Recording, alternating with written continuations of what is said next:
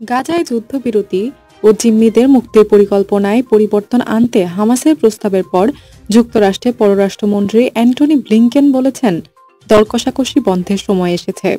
দোহায় সাংবাদিকদের তিনি জানান, কিছু পরিবর্তন নিয়ে কাজ করা সম্ভব হলেও সবগুলো নিয়ে নয়। যুক্তরাষ্ট্র ও আলোচনার মধ্যস্থতাকারী কাতার ও মিশর চুক্তি করতে চেষ্টা চালিয়ে যাবে। হামাস জানিয়েছে তারা প্রক্রিয়া এগিয়ে নিতে প্রস্তুত, তবে গাজা থেকে ইসরায়েলি বাহিনীর সম্পূর্ণ প্রত্যাহার ও স্থায়ী যুদ্ধবিরতির ওপর জোর দিচ্ছে। ইসরায়েল সরকার এ বিষয়ে মন্তব্য করেনি। একজন অজ্ঞাত কর্মকর্তা জানিয়েছেন, ফিলিস্তিনি গোষ্ঠীর প্রতিক্রিয়া প্রত্যাখ্যানযোগ্য।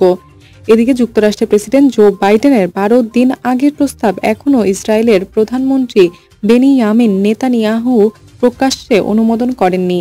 ওয়াশিংটনে কূটনৈতিক চাপের পাশাপাশি জাতিসংঘ নিরাপত্তা পরিষদও প্রস্তাবের সমর্থনে একটি রেজুলেশন পাশ করেছে। উপসাগরীয় দেশ কাতারের কূটনৈতিক সফরের মাধ্যমে ব্লিংকেন আঞ্চলিক সংকট সমাধানের চেষ্টা করেছেন। তিনি কাতারের প্রধানমন্ত্রী ও পররাষ্ট্রমন্ত্রীর সাথে সাক্ষাৎ করেছেন, যারা সংকট সমাধানে গুরুত্বপূর্ণ ভূমিকা পালন করছে। যৌথ সংবাদ সম্মেলনে ব্লিংকেন জানান, যুক্তরাষ্ট্র সমর্থিত যুদ্ধবিরতি প্রস্তাবে হামাসের প্রস্তাবগুলো নিয়ে আলোচনা হয়েছে। ইসরায়েলের সামরিক বাহিনী হামাসের হামলার প্রতিক্রিয়ায় অভিযান চালাচ্ছে। 7 অক্টোবরে হামাসের হামলায় ইসরায়েলে 1200 মানুষের মৃত্যু হয়েছে ও 251 জনকে জিম্মি করেছে। গাজায় 37,200 মানুষের মৃত্যু হয়েছে বলে হামাস পরিচালিত স্বাস্থ্য মন্ত্রণালয় জানিয়েছে। বাইডেনের নতুন প্রস্তাব 3টি ধাপের।